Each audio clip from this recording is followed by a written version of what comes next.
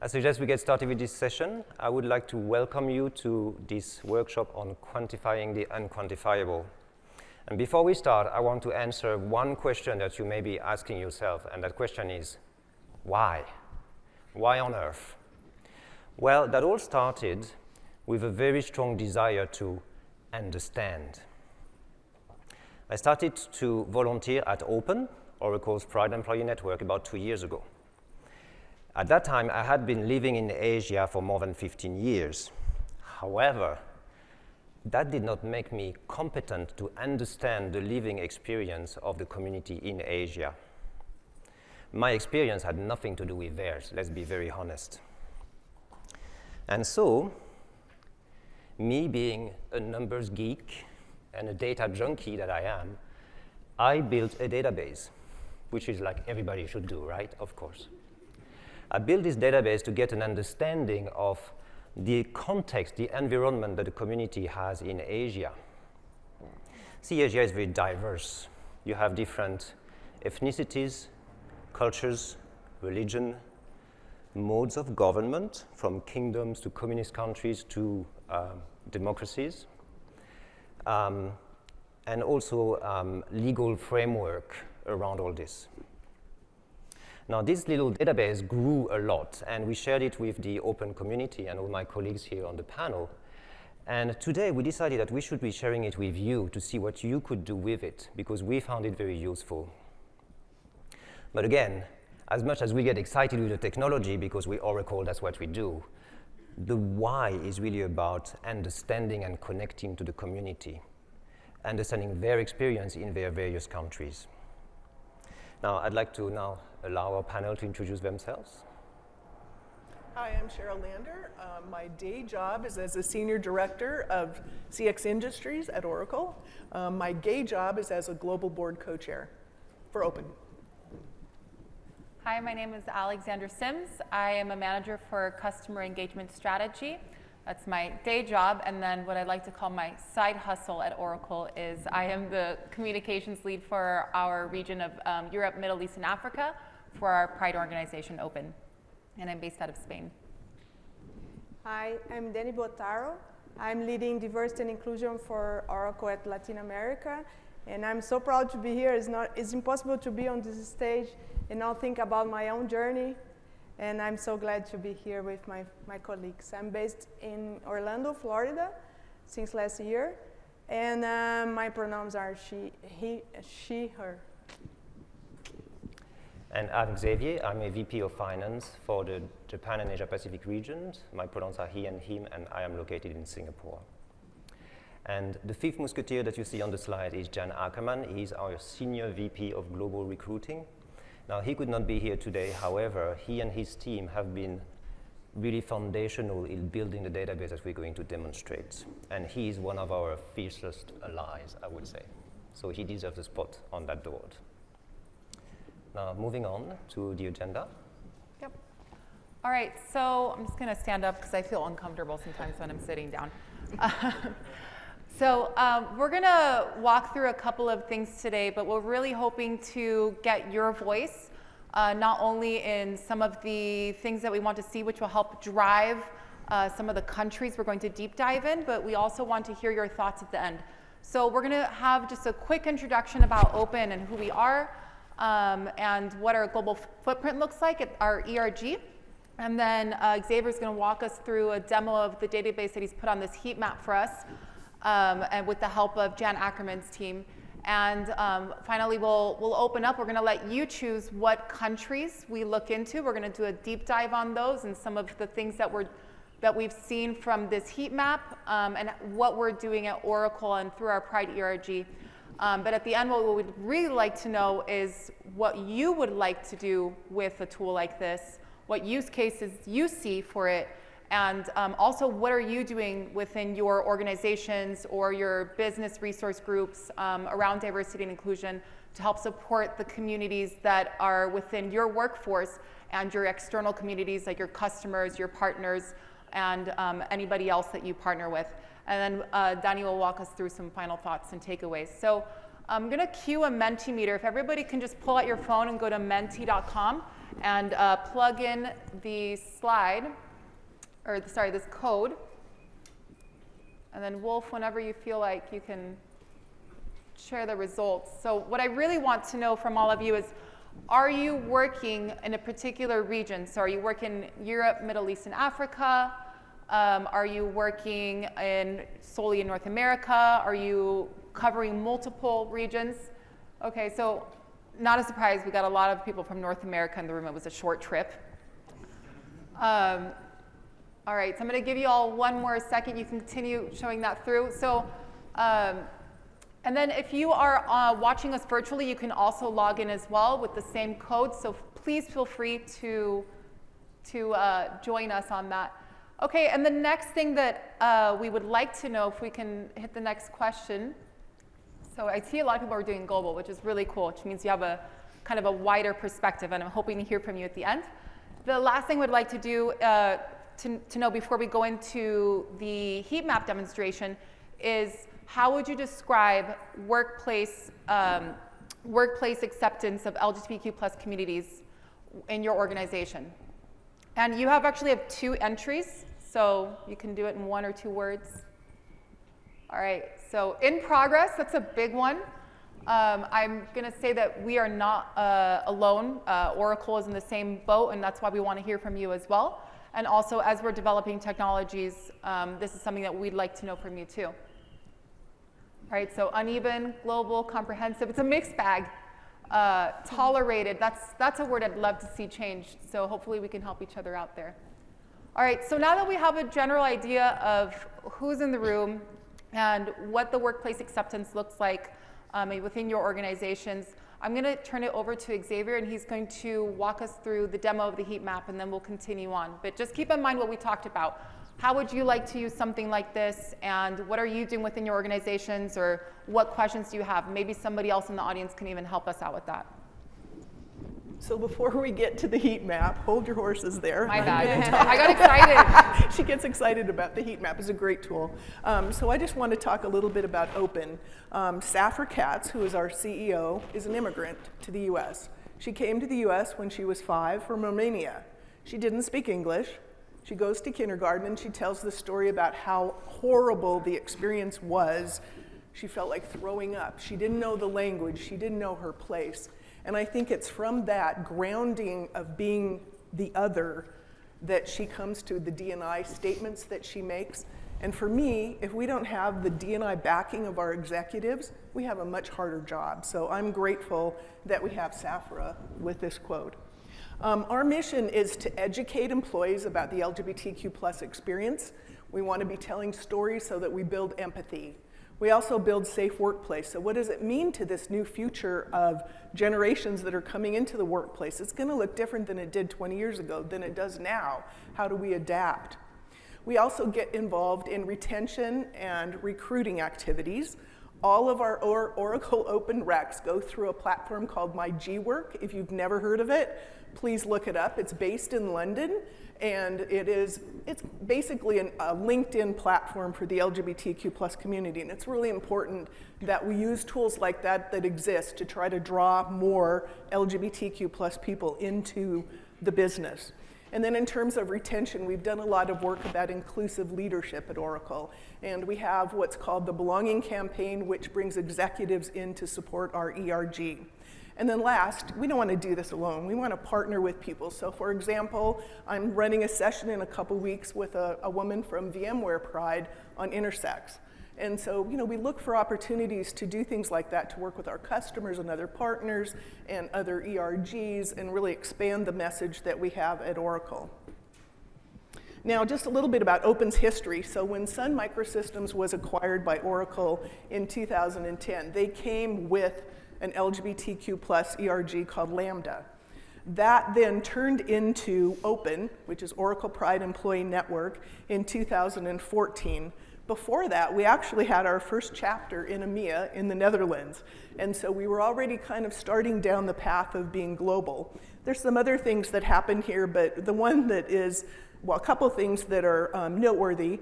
The Japan chapter basically came out of kind of a horrible situation, basically. One of the an ex-colleague of these two allies who was gay, left Oracle, and he wasn't able to be out at his next job, and he committed suicide. And these two women said, not on our watch, not gonna happen. And so they formed the Japan chapter.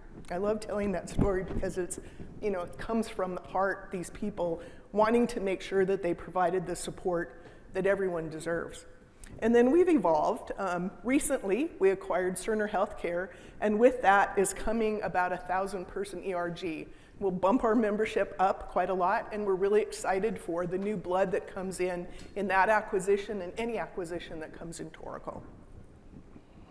And global reach. So we have, I always have to look, 33 chapters in 18 plus countries and over 3,500 members, and again, that number will go up with Cerner, and we are in all regions. And this is why this tool is really important, because I, as a leader, I don't necessarily know all the cultural norms and all the legal norms and, you know, all of that. And so for me to be a successful leader, I need Xavier. So I will let him now talk about the heat map. Thank you. So I told you a little bit about the why before. Now I want to touch on the how and the what. Now the thing is, the legal framework in particular is very complicated. Every country is different. There is a ton of history to get to where we are today, as you understand. However, we needed to make it simple so that we could, at a glance, understand where a country was standing in terms of LGBTQ plus support, in terms of environment. So again, the data junkie that I am just made a very simple thing with 7 parameters, 7 questions that says, does a country support us? It goes from foundational, is it actually criminal to be gay, which it is in a bunch of places, to the very advanced, which is, can you marry, can you adopt? Do you have right for the transgender community? Now we rank all the countries on those 7 criteria and we just give them a score. Again, the data junkie is talking here. Now I'm going to give you a quick demo of the tool. I just need to get to my PC, so my apologies. But I just want to show you exactly how that works. It looks so nerd. I love how it looks so nerd. Thank you.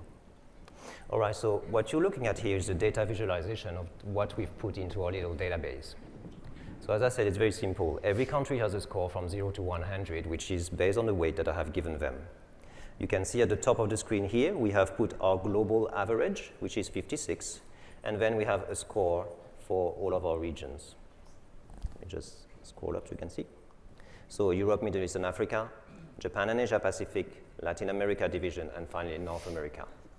Now I want to clarify that a score of 100 does not mean it's an LGBTQ plus paradise. Not at all, okay? A score of 100 just means that on those 7 questions that I've put, they checked all the boxes. What it means for me is that in that country, there's a lot that we can do. It's going to be very conductive. You can get momentum. You can do things. You can go outside of your place of work. Now, a score of, let's say, 40, 45 is a completely different environment. There is not a lot of that we can do. And actually, you want to really focus on the very basic things, which is safety, you know, anti-harassment policies, anti-bullying policies, basic things like equal right to promotions, for example. And you want to focus internally because you may not be able to do anything externally. Now, I just want to draw your attention on the way that this is built. So I'm just going to zoom into one country. I'm choosing Peru. So Peru has a score of 60. You might have noticed that Latin America actually is quite green. It's a continent that has made fantastic progress over the past decade. Peru only shows 60 because while they do have laws to protect the LGBTQ plus community in general, they have made a position to not allow union marriages or adoption. So the entire family aspect of life is totally not on the cards for the community in Peru. This is why they score 60 in our calculations. If I zoom out a little bit more again, you can see that there is a trend, right? The Americas tend to go green, Western Europe as well, and a few countries like South Africa and Australia, New Zealand. However, when you start looking at Eastern Europe, Russia, and most of Asia, it's a patchwork of colors going from red to orange to yellow, which is why it's so different, especially in the patch that I am located in Asia. Now, the final thing I want to demonstrate before we go back to the conversation is we have also incorporated a cultural index. Now, we're using the Global Acceptance Index from the UCLA School of Law, which they publish every few years. Now, this index is about cultural acceptance of the community in the country. You will see that some countries that are green on the legal side are also green on the cultural side, which makes a lot of sense. However, some countries that were green on the legal side, you would see are not green on the cultural side. It's because while the government is advancing the right of the LGBTQ plus community, the country might have entire areas outside of the capital where decisions are made, where the culture just is not catching up fast enough. And you do have countries where the laws have not caught up. However, the culture is quite accepting. And we can talk about that when we look at our country comparisons a bit later. All right, with this, I'd like to go back to the presentation.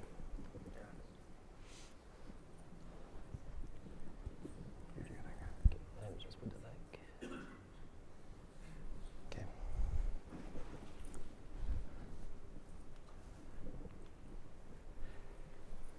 Alexandra. Yep. All right, so we've gotten an overview now of what Xavier's put on this map for us. And we'd like to give you the opportunity to choose some regions or some country comparisons to dive into. So what I'm gonna ask all of you now is to please go into the Menti app, type in a code, it's a new one, and we're gonna pick the top voted selections from one of 4 regions. So we'll go deep dive into North America. We'll do a deep dive into Asia and Pacific, and then Europe, Middle East, and Africa, and then another one of these selections from Latin America. So, do we have a burning question? Just very, very quick. Yeah. For the answers that were provided on the scoring to build the heat map, were those answers given by individuals who were local, in other words, coming from those that are within those market regions, or was it one person doing the research to make this? Great question. So we started with a central research and we went basically on sources that were consistent across because we wanted to be able to compare. Now that we're a bit more advanced and smarter, we are going to start incorporating some local knowledge because obviously, local knowledge is very valuable. Thank you. Thank you. I think Xavier, since you're up, you might as well start with China versus Japan. All right. Can we get a shot of that? China versus Japan, yep. So let me just, oops, sorry, went too far.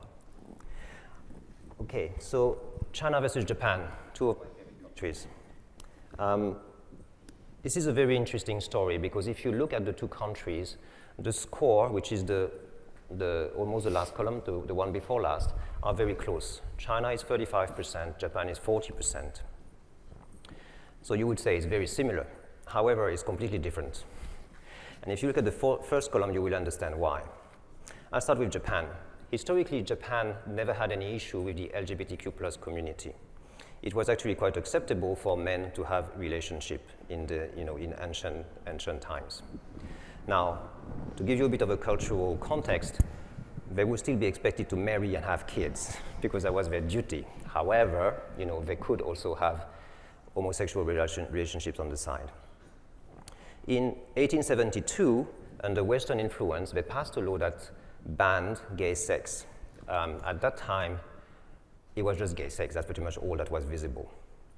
8 years later, they decided to no longer take that Western influence and revert back to the way it was. So you can see in 1880 and forward, there has been no law against our community in Japan. China historically had a very similar type of culture. However, in the 16th century, under, again, Western influence, they started to have anti-LGBTQ plus sentiment. In, I believe, 1640, they passed a law that made, again, gay sex illegal in China. It stayed that way.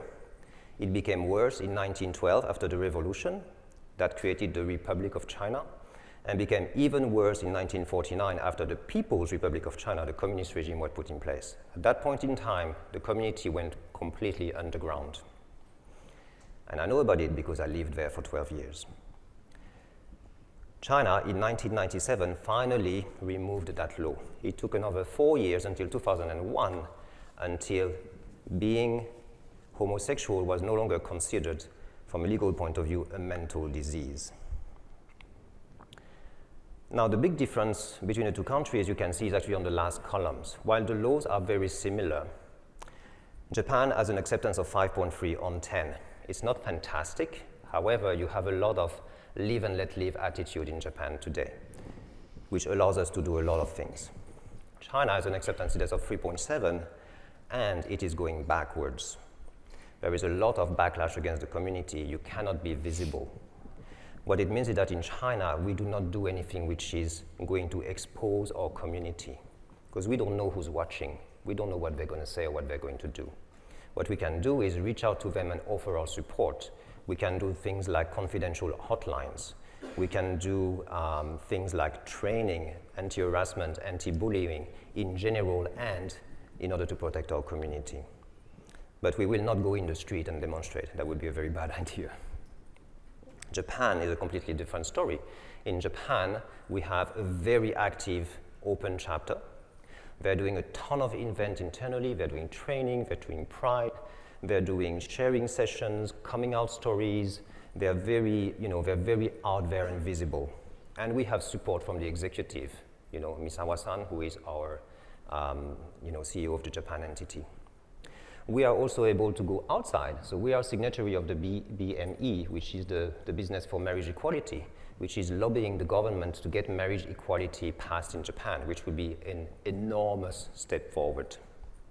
We're also signing the Equality for Japan Act, which is a demand on the government to put specific LGBTQ plus protection laws for the workspace, which today does not exist. And finally, we regularly get golden standard certified by the Work with Pride organization, which is an organization in Japan, specifically locally, that helps the companies like ourselves, and you can see some international, multinational names in there, to rank our effort to support the community. All right, thank you. That's about it. All right. Do we know what was the second one? Yeah, Darren, we're going to need to check because I didn't quite catch what was next. Can we see the responses again? Yeah. Sorry? India. So who was We'll next? try to do something in another continent. Yeah, so we're going to try to see if we can find something in Latin America. What was the top score? Chile. All Brazil right. and Chile. Okay. That's all you, Dani. Yes, when we talk about Brazil and Chile, we can see. Could you Go come back back to the to the slides. presentation, please?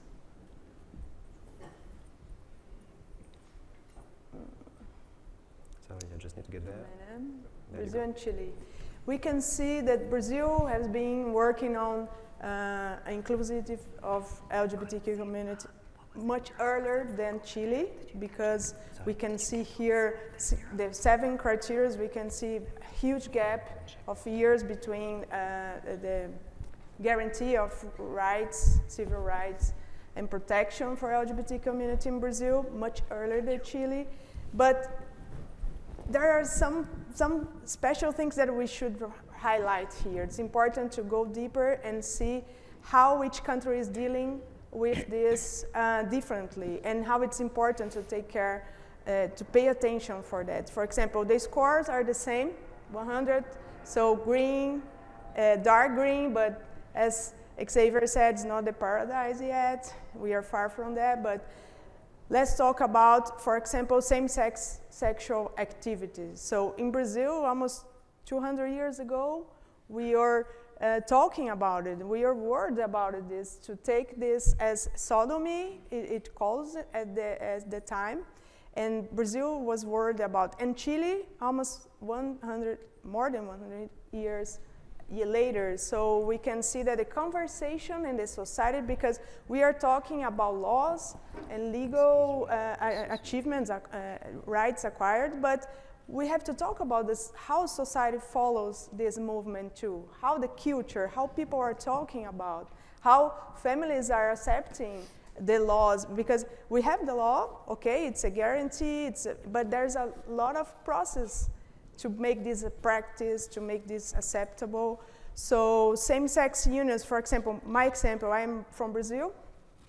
I've been married for 18 years, but only since 2004 with my wife, but only in 2011 we could have a civil union, and after 4 years we could be married. And when we did our IVF process to have our daughter, I have to go through a process to adopt my own daughter because it was not allowed to be two moms on the birth certification. But now, thankfully, 2015, Brazil has recognized both moms or both dads in birth certification, and nobody goes to hire a lawyer again to have to be parents for their own child. And is there something curious here? Because we see the same scenario for the whole timeline, but when we talk about transgender rights, we have different scenario. Brazil is one of the most dangerous countries for transgender people in the world. A lot of people are killed every year in Brazil. And it's the only point at this whole timeline that we see Brazil and Chile, they have almost the same time scenario here. We can see 2018, Brazil has approved the change for legal gender and name, and Chile was 2019, 1 year later. So we are talking about these rights, this protection of LGBT community in Brazil for 200 years since the same-sex sexual activity, but just now we are guarantee protection and basic rights for transgender people. So we have to pay attention for the whole LGBTQ letters, which letters are included in this conversation. So it's important to go through the whole timeline, but to see how different, because it impacts the company policies, how people talk about it in their groups, in their social activities, and it's very important. And there's something that I would like to highlight for our countries that Xavier presented, I'm presenting, and Alexander and Sherry will be presenting. You can be that people can serve in military much earlier. They can be married or they can be parent. You can die for your country, but you not be parent. It's outrageous.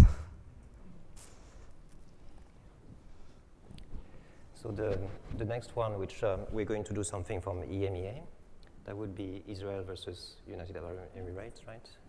Let me just go. Oh, Yeah. I You was want to add talking, something? yeah, I forgot. Okay. I was so mad that I forgot. Yes.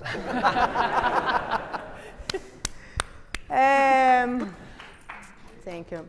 So thanks to our NICO and other organizations in Brazil and in Chile, as also HRC Human Rights Campaign, we had the opportunity to join, among other companies, to public policy, to influence, because we as a company, we can be both supporters and influencers. We have a lot of power in our hands. We have a lot of people working in our company. They are very influenced people for other companies, small companies, local companies. So we had this open letter to the presidential candidate in 2018, and now we are having elections in Brazil again. So we, among a bunch of companies, I believe that 92 companies, we have been public this letter requesting for the presidential candidates to keep and expand the rights for LGBT community in the workplace. So it's important. The same movement has been done in Chile during the voting, because they just approved the same-sex marriage 1 year ago during the pandemic. And it's good to see that we were there talking about and putting our logo. Is not just about the logo, it's about politics. It's about to say it's important for our people. So it's good to keep in mind that sometimes you have to go after your own walls. We are trying to create a better workplace for our people inside our company, but we can go further. We can do more. Now I finish. All right, let's move on to. Oops, sorry, my bad. Let's move on to Israel versus UAE, which I should find very fast. Oops, Yep. that was There you it. go. There you go. All right, so I also had, even myself, so I lead communications for our Pride ERG in Europe, Middle East, and Africa. And I was obviously aware of some of the legal limitations, but I think one of the things that we have to understand in general of when you're working in Europe, Middle East, and Africa is that a lot of times global organizations will assume that it's just like this blob. Or they think EMEA, but they're really only thinking Europe. And at Oracle, we operate in 60 countries around EMEA, and only 30 of those are considered safe to be out.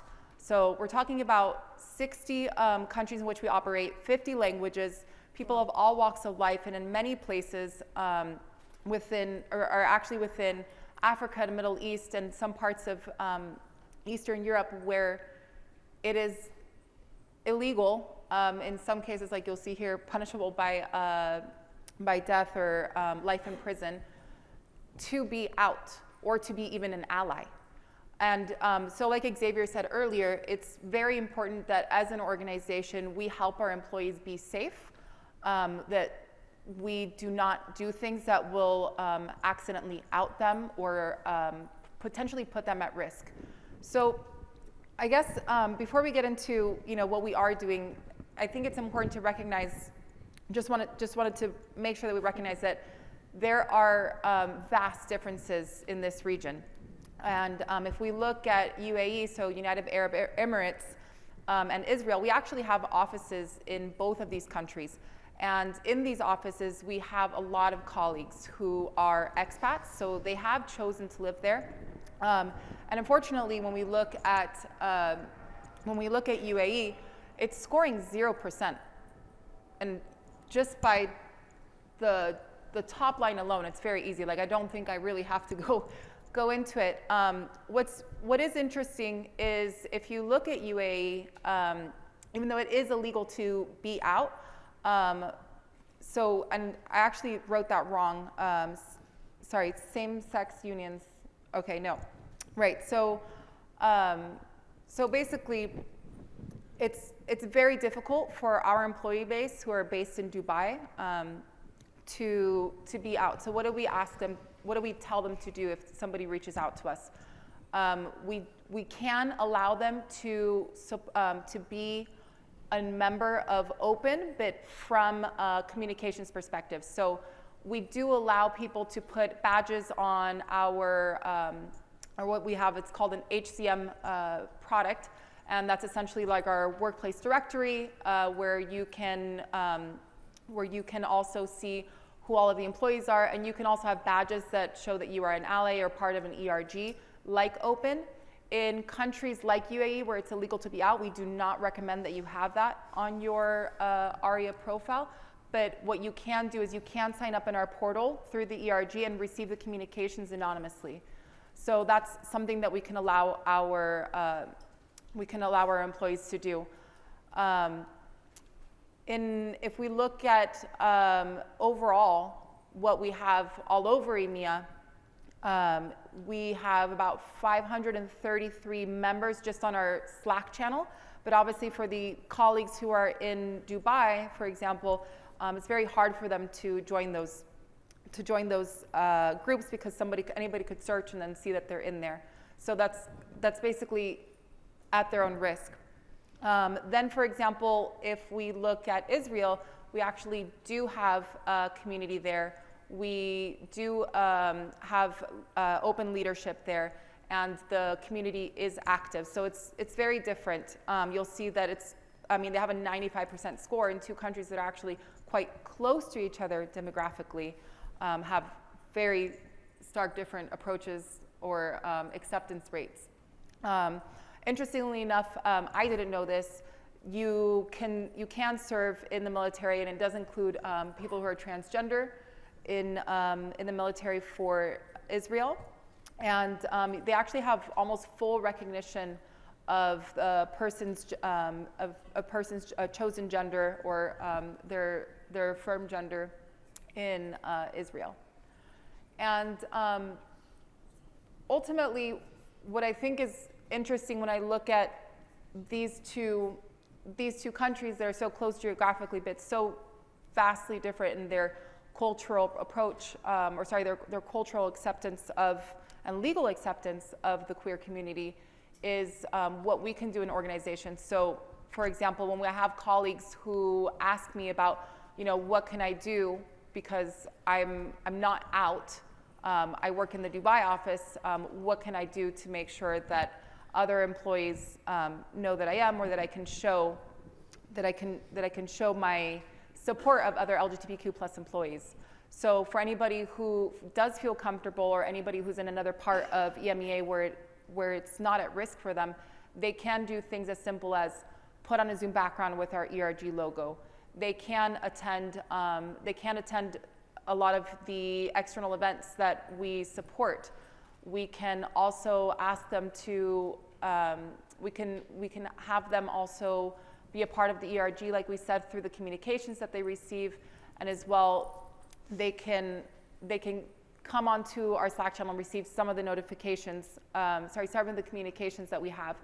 But for example, to give you an idea of where I think it's very difficult, and I'd love to hear from you as employees of different organizations where you may be doing things differently, we have things coming up like a summit for our entire employee base in Europe, Middle East, and Africa, and we're going to have our ERGs present, and our open network will be there, and we will be representing that. And the overall summit is going to be around diversity and inclusion, why it's important for the workforce. So one of the things that I'd love to hear from you is, what would you recommend that we touch on in that for anybody who would be watching from a country where it may not be okay to be out, or where culturally they don't feel like it will be accepted, even if it's not a legal issue. So that's what I would like to ask you as a leader myself in that region. But I would like to pass off now to Cheryl, who's going to tell us of some of the things that we're doing in North America. So when you look at the chart of US and Canada, you'll see that they're both 100%, not surprising. What is extremely surprising to me is that Canada got the rights 5 to 34 years before we did in the US. Let that sink in. That's just shocking to me. But what it says is that Canada has had a longer time to normalize the LGBTQ plus experience, and maybe they won't have the backlash that we're seeing in the US. Now, one of the things you heard earlier today in the lunch session was that we have to fight for these rights on a daily basis. That's why I believe it's really important to not only understand the lay of the land, but to take action. And you've seen some of the examples that we're doing, and I'll show you what we've done in the US. So I lead our public policy task force. 2 of my task force members are here. And go ahead to the next one. And what we have done is we make sure that Oracle executives know when there's an opportunity for them to sign on to a statement. Our group gets together and we write an impact statement, which basically says, here's how this legislation personally affects me, affects my children, affects my family, affects my ability to do a good job at work. Then we give data. Oracle is data. If you don't know that, Oracle is all about the data. And so we give the data. Here's what we're seeing in other cases, and here's, these rights taken away will impact X percentage of people. And so we give the data, and then we make an ask. And it's usually multiple asks. Usually we say, let's make a grand public statement. Oracle is in favor of LGBTQ plus rights. Oracle is conservative. Oracle also has customers across the globe, all different businesses, the spectrum, right? So they're very cautious about what they'll say publicly, but they will get on board with these letters. And so, we need to connect with Out and Equal, with HRC, all these groups that are initiating these letters, and sign them. And you'll notice that under marriage equality, our chief legal counsel actually signed the amicus brief against DOMA and the amicus brief to hear the challenge of Virginia ban on same-sex marriage. And those are 2 really important cases.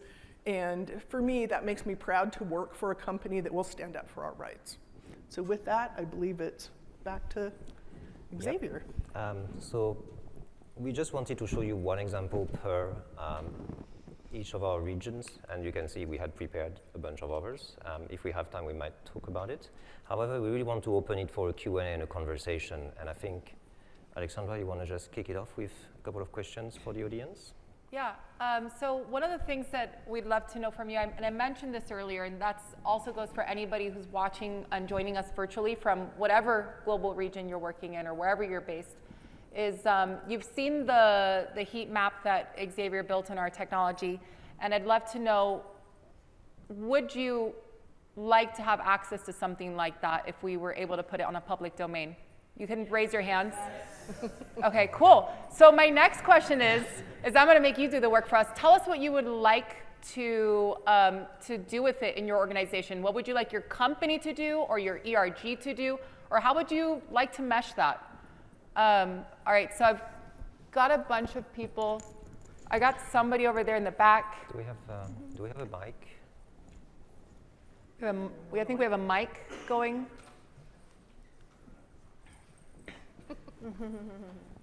Sorry, we were also checking the virtual chat.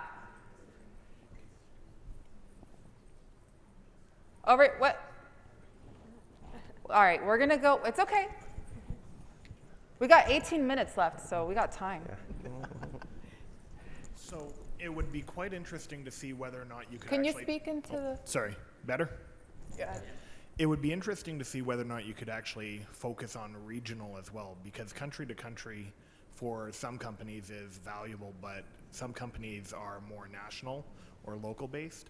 So if you were building a demographic, the way I would want to look at using it is where are we needing to put the energy of our ERG, and which locations of those countries are we needing to put more effort versus less effort. You could use the US as an example. We talk about, we don't need as much on the west. We need a little bit more in the south and the east. So that's how we would look to use something like that. Noted. All right, and then we did kind of steal somebody's thunder back there. Hi, so I'm a benefits manager at my organization on our plan design and intent side. And over the next few years, we'll be building out our international benefits senior director is building out global minimum standards. So what do we want to offer where it's possible across the countries in which we do business? And of course, there's legal and cultural and market changes. So I would love to use it as an input to inform that. I mean, there'd be other things where we'd have to look at what does the insurance market look like and some other data points. But this would be I've already been sending screen grabs to my team back at Nike. But yeah, that's how I would love to use it, is to inform that work. Yeah, what's really cool is that depending on the data sets that you have, whether they're internal or external, you could definitely do a comparison. Like some of you mentioned, the both of you have mentioned already, is really where do you want to put in your efforts? And if you're a B2B or a B2C company, you may be, comparing that to census data of the countries that you're operating in to make sure that the benefits that you're offering are up to par with the communities that you serve or that you're trying to attract. And I have to choose. Do you want Cheryl? Help me out. So this person right here. I have a question. I've spent 15 years working in Brazil and 7 years here in the US. And my own experience has been completely different. So the thing that I'm curious about is to see 100%, for example, score being the same as in Brazil. I've been beaten up on the street just to be holding someone else's hand on the street twice. And one of the reasons why I moved here to the US was to really feel safe. So to what extent are we considering also the qualitative data, the personal experience, the experience that everyone has in the country? You wanna? A good thing to do, maybe in the future, it's our plans, is to be collaborative too. So everybody can add. For example, I did something in Chile. It's one of my challenge. I have 9 countries on my watch. So I have to adapt my strategy for each country, different tactics for each one.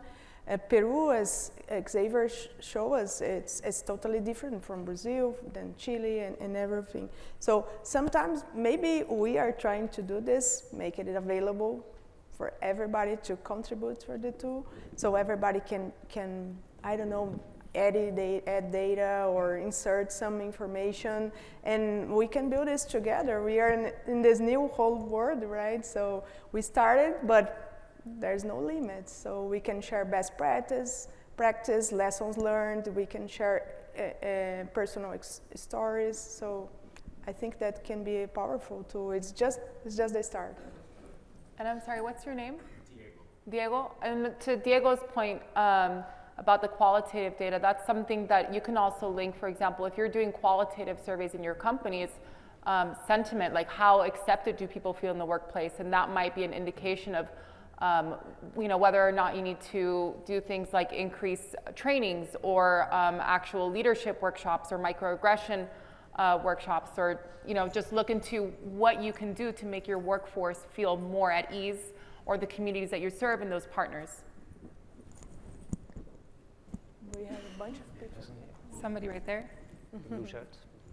And if you can introduce yourselves as you're speaking, it's great to get to know each other as well. Hi, my name is Terry. My pronouns are whatever the heck you want. I don't care. So to kind of add on to that, a suggestion for you is maybe look at the incident rates of violence against LGBT members. That would be a good point to add into your database.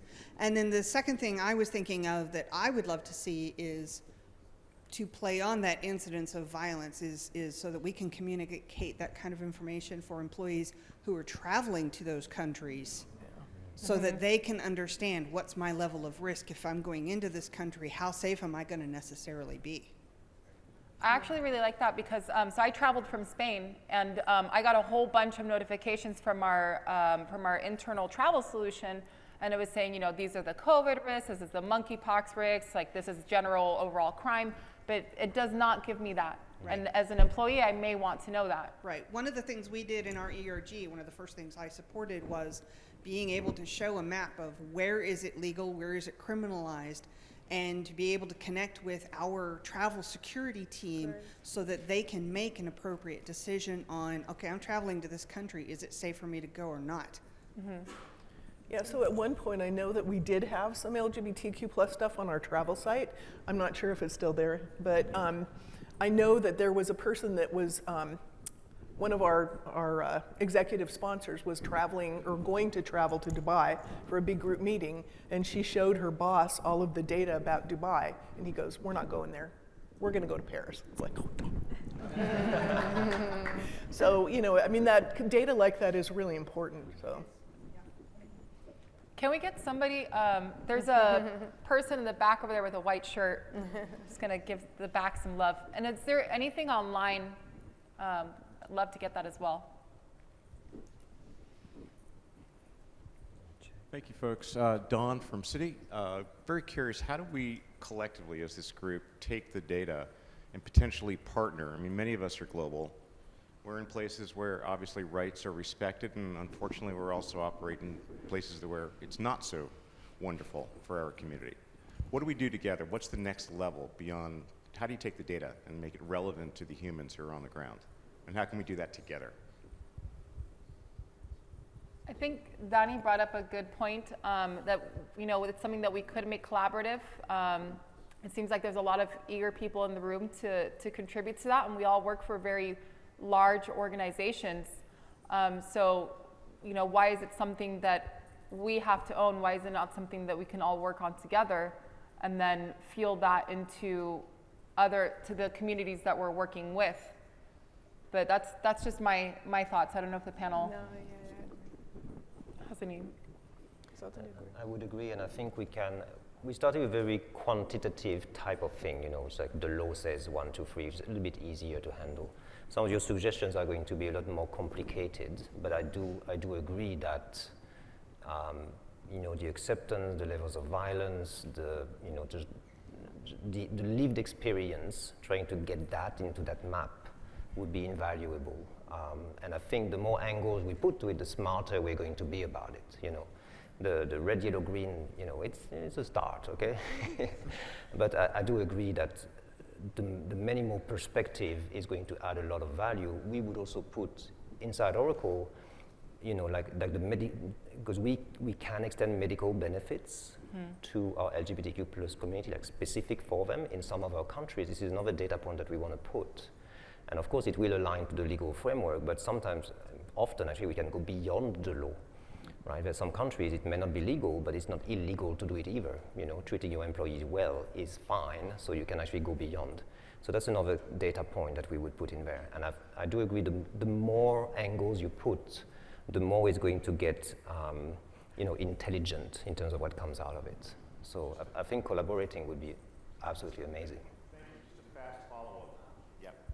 In terms of lending our brand, I mean, I think that's what I'm driving at. I mean, if you see any number of all the firms that are represented here from the cross-section of business, and having those logos, those brands, as part of how the data is presented as a group thing, as opposed to a single organization, is there strength? Is there something next that we can do together that takes us beyond saying this is a good place to be or not so good? Just, again, we're not going to solve that today, but is it a takeaway that we could proactively take on? So to that point, we are working with our product management to see if we can get this up and running. And I think the next step for us to do as a panel is, now that we've got your attention, we've got product management's attention, is to see how we can collaborate and then what we can do with it. And then from there, really maybe, I mean, I think the possibilities are infinite, and it's what we want to do with it. So to be, you know, to be fair, everybody here has an agenda, but I think ultimately we all want to make a better place for everybody, because it's what's going to drive the future of everybody feeling like they belong, feeling included, and that's only going to work if we're all in it together. So once we go back and we can tell them how excited you all are to contribute to this, then it would be a matter of potentially partnering with Out and Equal, just plugging it in there, to see if we can make this available to everybody, and then from there maybe take collective action. Like, does this mean that we're going to be talking about this next year and what we've done with it together with other partners or other partner organizations or other players in different regions, and how are we rolling this out and what are we doing with this data? Because as a data company, like, we like to say, oh, data is oil and data is, you know, everything. But what do you do with it? And that's the action that you take with it. It's not just decisions that you make for business, but it's the decisions that you can take to influence public policy, to influence the costs and benefits that you provide, or the outreach programs that you are providing to the communities that you serve as well. It goes far beyond the limitations of just your employees, but really the whole population that you are surrounding and interacting with, whether it's your employees or your brand as a whole. Okay, and then do we have anything coming in from, because I see you looking at your phone, Gabriel. Yeah, okay. So over in the front, there's a person over here, and two people over here in white. I'm gonna let you take your pick, Gabriel. For Miguel. Hello. Oh, yep, okay, great. Hi, my name is Carle, she, her pronouns. I'm from the Human Rights Campaign Foundation. I actually lead the Global Workplace Equality Initiatives, which includes Equidade, and we got a shout out there with some HRC work. I think when we are looking at scaling our initiatives in other countries, this is the kind of information that we're looking for to start that process, to make the connections with corporations on the ground, and then also take that local kind of information to see where we can build and what's going to come next. So currently we're in Mexico, Chile, Brazil, and Argentina, and that will continue to grow. So information like this is really valuable. Thanks. Thank you. Hello, my name is Cassie Hall. I'm from City also, she, her pronouns. Thank you for having such a robust session and the previous sessions I've been to, always very robust. So thank you for that. Just curious if we could add an action type function to the tool. So each country kind of has something different. I was curious to how you knew about the Brazil letter that you could sign on to. How did you come to know that, and could that be a function of the tool? Yeah. It's important to, one of the takeaways that we will talk about, it's how local organizations are the key to go further from the company. So I think that HRC, out in ECO, we have in Brazil Forum, the LGBTQ companies, we have a lot of local organizations that we can go together, Iguales Chile, for example. So we are going together with these organizations, and then we can come back to our company and say, whoa, look what our competition are doing. You know, we have to do something. We have 7,000 employees. We have to do more for our customers are there. Why we are not there? So I think that the key to have this information connected with action is to be in the networks. One more, maybe. Okay, yeah, so we got 4 minutes. Go for it, Gabriel. Keep going. Okay. Hi, my name is Luana, pronounced she, her. I was wondering, do you plan to do the same for other communities, for instance, like people with disabilities, so then you can connect with different ERGs or PRGs?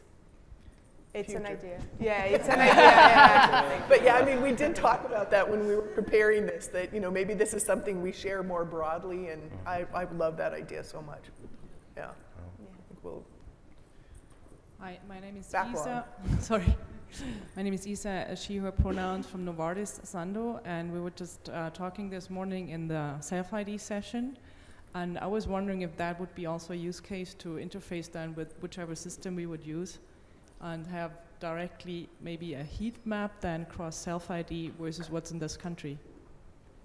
So let's say this was your tool, right? This is built on cloud technology, and ultimately it's built on a data warehouse using various data sets. So you can pull from internal and external data sets, and the possibilities there are really infinite. It's what you want to get out of it and the decisions that you want to make, or maybe the discoveries that you want to find that might fuel you wanting to do more in a certain area. So that's definitely something that is a possibility. Do we have time for another question, or are we going to close out? The last question. Let's do the last one, yeah? Yeah? Hi, I'm Jessica from Outright International, she, they pronouns. To all the ears in the room that are really engaged with this data, I think it's wonderful as a fellow data nerd. But I did want to reinforce, and I am curious what Oracle does. As far as leveraging this data, you obviously have taken an advocate model at Oracle.